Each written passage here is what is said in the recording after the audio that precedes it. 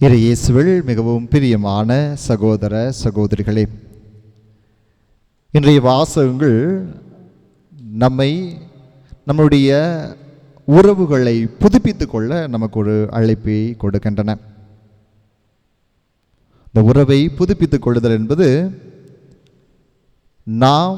நம்மோடு நெருக்கமாக இருந்த சகோதர சகோதரிகளை ஒரு சில மனத்தாங்கல்களாக கோபமாக இருக்கலாம், ஒரு சில காரணங்களுக்காக நாம் அவர்களோடு ஏற்பட்ட அந்த மனத்தாங்களை விலக்கி ஒரு புதிய உறவை மீண்டும் அந்த உறவை ஏற்படுத்தி கொள்ள இன்றைய வாசகங்கள் நமக்கு அழைப்பு விடுக்கின்றன.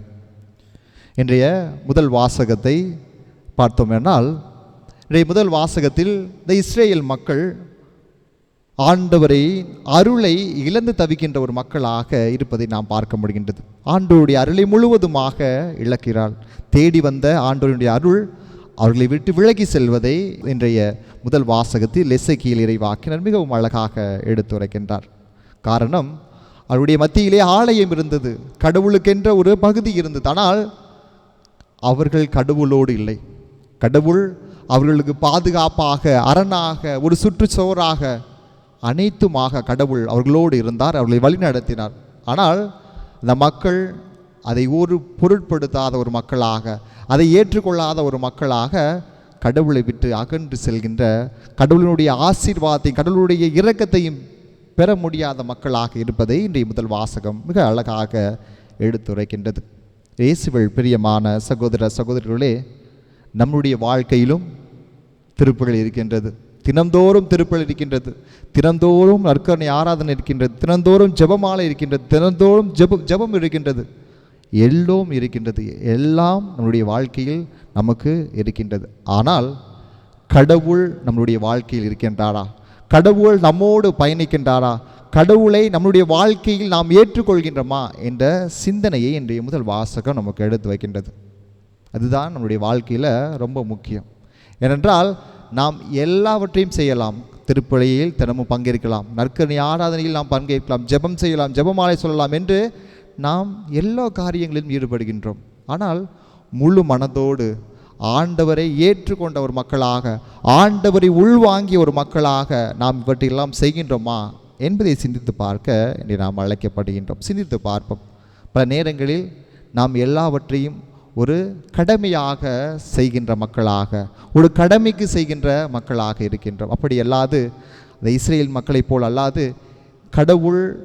கடவுளை மட்டும் எப்பொழுதும் பற்றி கொண்டு வாழ்கின்ற மக்களாக, கடவுளை நம்முடைய வாழ்க்கையில் உள்வாங்கி அவரை நம்மை வழிநடத்தி செல்ல அவரை அனுமதிக்கின்ற மக்களாக நாம் இருப்போமானால் நாம் கடவுளுடைய அருளை பெற்றுக்கொள்ளக்கூடிய மக்களாக இருப்போம். இல்லை என்றால் அந்த இஸ்ரேல் மக்களைப் போல கடவுளுடைய அருள் நம்மோடு இருந்தும் அது நம்மை விட்டு விலகி சென்று நமக்கு எந்த ஒரு பயனும் கிடைக்காக அந்த இஸ்ரேல் மக்கள் எவ்வாறாக கடவுளுடைய அருளை பெற்றும் அதை கை தவறி விட்டார்களோ, அதே போல் நாமும் கடவுளுடைய அருளை விட்டுவிட, கடவுளுடைய அருள் நம்மை விட்டு போக விடாமல் எப்பொழுதும் கடவுள் நம்மை வழி நடத்த இன்றைய முதல் வாசகம் நமக்கு அழைப்பு விடுக்கின்றது. இன்றைய நற்செய்தி வாசகத்தில் நம்மளுடைய சகோதர சகோதரிகள் நமக்கு எதிராக பாவம் செய்யும் பொழுது, நமக்கு எதிராக தவறு செய்யும் பொழுது அவற்றை நாம் எந்த வழிமுறைகளில் எப்படி அதை கையாள்வது என்று ஒரு 3 அழகான வழிமுறைகளை நம் ஆண்டவராகிய இயேசு கிறிஸ்து என்று நமக்கு கொடுக்கின்றார். 3 அழகான வழிமுறைகள். முதலாவதாக, நாம் அவர்களை தனியாக அழைத்து அவர்களிடம் பேச வேண்டும். தனியாக அழைத்து என்பது பல நேரங்களில் நாம் எல்லோரும் இந்த முதல் படியிலேயே நாம் சிக்கி தவிக்கணும். ஏனென்றால் நமக்கு எதிராக ஒருவர் குற்றம் செய்யும் பொழுது அதை நாம் பலர் மத்தியில் அதை குத்தி காட்ட, பலருடைய மத்தியில் அவர்கள் தவறானவர்கள், அவர்கள் குற்றமானவர்கள் என்பதை நிரூபிக்கத்தான் நாம் ஆசைப்படுகின்றமே தவிர, நாம் தனியாக சென்று நம்முடைய சகோதரர், என்னுடைய சகோதரி தெரியாமல் தவறு செய்துவிட்டால் நான் அவளை மன்னித்து அவரை நான் ஏற்றுக்கொள்ள வேண்டும், என்னுடைய உதவியை நான் மீண்டும் புதுப்பிக்க வேண்டும், அது அன்பின் வெளிப்பாடாக இது இருக்க வேண்டும் என்பதை நாம் பல நேரங்களில் நாம் ஏற்றுக்கொள்வதில்லை. நாம் பல நேரங்களில் நீதிபதிகளாக, ஜட்ஜஸாக தான் இருக்க ஆசைப்படுறோம். ஏனென்றால் நாம் எல்லோரும் யோக்கியவான்கள், நாம் எல்லோரும் நல்லவன்கள் என்ற ஒரு உணர்வு நம்மிடம் இருக்கின்றது. பல நேரங்களில் நாம் எப்படிப்பட்டவர்கள், நாம் எவ்வாறாக நம்முடைய வாழ்க்கையை நடத்துகின்றோம் என்பதை நாம் ஒருபோதும் சிந்திப்பதில்லை. மாறாக பிறர் நமக்கு எதிராக தவறு செய்யும் பொழுது, பிறர் தவறு செய்யும் பொழுது அதை உடனே சுட்டி காட்டு நம்மளுடைய கை, நம்முடைய விரல் இப்படி தான் போகுதே தவிர நான் எப்படிப்பட்டவன் என்று நம்முடைய விரல் நம்மை நோக்கி பாய்வதில்லை. அதுதான் பல நேரங்களில் மிகப்பெரிய பிரச்சனையாக சமுதாயத்திலும் சரி, நம்முடைய குடும்பங்களிலும் சரி ஒரு மிகப்பெரிய பிரச்சனையாக இருக்கின்றது. அது கணவன் மனைவிக்குமாக இருக்கலாம், அண்ணன் தம்பிக்குமாக இருக்கலாம், அக்கா தங்கைக்காக இருக்கலாம், இப்படி யாரை வேண்டுமானாலும் இருக்கலாம். நம்முடைய கரங்கள், நம்முடைய கைகள், நம்முடைய விரல்கள் எப்பொழுதும் இப்படி தான் போகுதே தவிர அது இப்படி நான் என்ன பண்ணுறேன், நான் சரியாக இருக்கிறேனா என்று நாம் பல நேரங்களில் யோசிப்பதில்லை. பிறர் தவறு நமக்கு எதிராக தவறு செய்யும்போது கூட அவர்களை மன்னித்து அவர்களை தனியாக அழைத்து பேசக்கூடிய பக்குவம் நம்மள்கிட்ட இருக்குதா என்பதை நாம் சிந்தித்து பார்க்க வேண்டும். இது ஆண்டவர் தருகின்ற முதல் படி. இரண்டாவது படி, அப்படி நம்ம தனியாக கூப்பிட்டு பேசியும் அவங்க அதுக்கு ஒத்துக்கலைன்னா ஒரு 2-3 பேர், ஒருவர் நமக்கு நம்பிக்கைக்குரிய 2-3 பேரை கூட்டிகிட்டு போயிட்டு அவங்கள்ட்ட அவங்களுடைய தவறை எடுத்து சொல்லணும், புரிய வைக்கணும். அந்த 2-3 பேர் நமக்கு நம்மளுடைய இருக்கிற பிரச்சனையை கூட கொஞ்சம் சேர்த்து வைக்கிற மாதிரி இருக்கக்கூடாது. அந்த 2-3 பேரும் அட்லீஸ்ட் நமக்கு தெரிந்தவர்களா, 2 பேருக்கும் ஒரு உறவை புதுப்பித்து கொள்ள, அந்த பாலத்தை மீண்டும் ஏற்படுத்தக்கூடியவர்களாக இருக்க வேண்டும். அப்படிப்பட்ட ஒரு 2-3 நம்பிக்கையானவர்களை அழைத்து சென்று அந்த பிரச்சனையை தீர்ப்பதற்கான வழிமுறையை தேட வேண்டும்.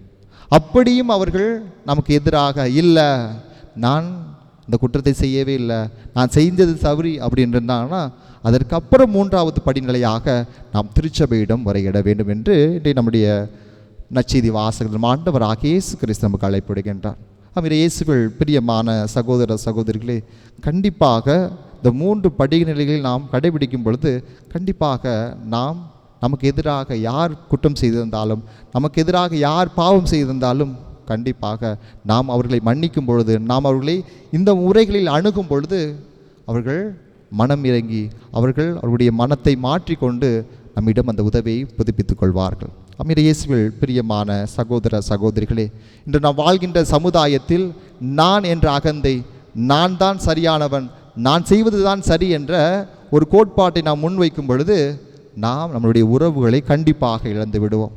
இன்று தவறு செய்வது ஒரு இயல்பாக மாறிவிடுது. ஆனால் அந்த தவறை பிறர் நமக்கு எதிராக செய்யும் பொழுது அதை ஏற்றுக்கொண்டு அதை நாம் இது ஒரு கோபத்தை நாம் அது வெளிக்காட்டும் பொழுது அந்த உறவு நம்ம விட்டு பிரிந்து செல்கிறது. பலரோட மத்தியில் ஒருத்தவங்க தப்பு செய்யும் பொழுது நீ பண்ணுறது தப்பு அப்படின்னு அவங்கள குத்தி காட்டும் பொழுது கண்டிப்பாக வாழ்க்கையில் அந்த உறவு நம்மளை தேடி வரவே போகிறது கிடையாது.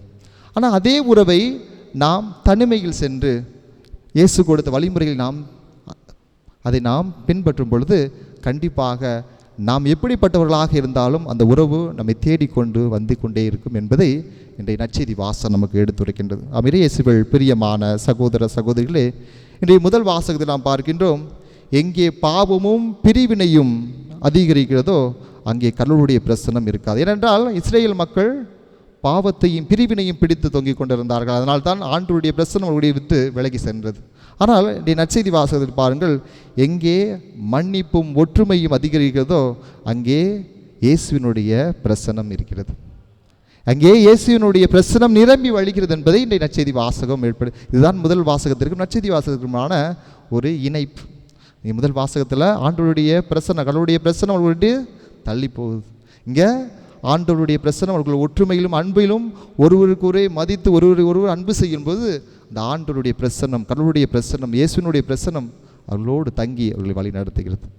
இயேசு கற்றுக் கொடுத்த அந்த 3 வழிமுறைகளைப் போல நம்முடைய வாழ்க்கை இருக்க வேண்டும் என்று இன்றைய வாசகம் நமக்கு அழைக்கப்படுகிறது. ஏனென்றால் பல நேரங்களில் நம்முடைய சமுதாயத்தில் இன்று இந்த நான் என்ற அகந்தை, நான் என்ற ஒரு பிடிவாத குணம், நான் என்ற ஒரு பேராசையாக இருக்கலாம், எது வேண்டுமானாலும் நான் எப்பொழுது நம்மை விட்டு அகன்று செல்கின்றதோ அப்பொழுது தான் நாம் பிறரை நேசிக்கக்கூடிய மக்களாக, பிறரை புரிந்து கொள்ளக்கூடிய மக்களாக, பிறரை நம்முடைய சகோதர சகோதரிகளாக ஏற்றுக்கொள்ளக்கூடிய மக்களாக இருப்போம். அதுவரை கண்டிப்பாக நம்மள்கிட்ட எந்த மாற்றமும் இருக்காது, பிறரை நம்ம ஏற்றுக்கொள்ளவும் முடியாது. இன்றைய திருப்பலியில் இதற்காக ஜெபிப்போம். ஆண்டவரே, பல நேரங்களில் பல கருத்துக்களுக்காக, சில கோபங்களுக்காக, சில வார்த்தைகளுக்காக பல உறவுகளை நாம் இழந்திருக்கின்றோம். அந்த இறந்த உறவுகளை நம்முடைய வாழ்க்கையில் மீண்டும் புதுப்பித்துக் கொள்ள, நம்முடைய வாழ்க்கையை மீண்டும் புதியதாக ஆரம்பிக்க இன்றைய நாளின் வாசகங்கள் நமக்கு அழைப்பு விடுக்கின்றன. சிந்தித்து பார்ப்போம். தொடர்ந்து இறைவன் நம் ஒவ்வொருவரையும் நிறைவாக ஆசீர்வதிக்கவும், நாம் இழந்த உறவுகளை மீண்டும் புதுப்பித்துக் கொள்ளவும் ஆண்டவனுடைய அருளை வேண்டவும். கண்டிப்பாக ஆண்டவர் நம் ஒவ்வொருவரையும் நிறைவாக ஆசீர்வதிப்பார். ஆமென்.